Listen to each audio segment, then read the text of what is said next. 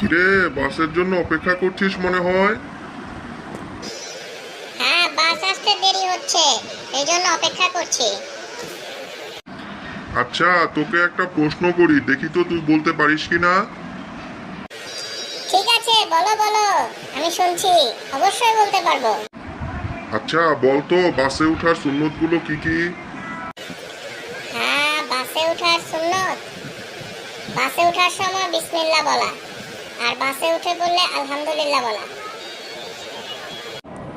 হ্যাঁ ঠিক আছে, বিসমিল্লাহ এবং আলহামদুলিল্লাহ এটা তো সবাই জানে, কিন্তু আরেকটা দোয়া আছে, সেটা বলতো পারিস কিনা। হ্যাঁ হ্যাঁ, আমি ওইটাও পারি, আমি তোমাকে বলছি।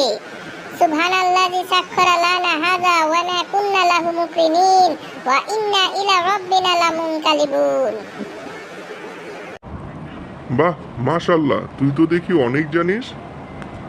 ঠিক আছে, এখন আমরা বাসে ওঠার সময় এই সুন্নতের আমলগুলো করব।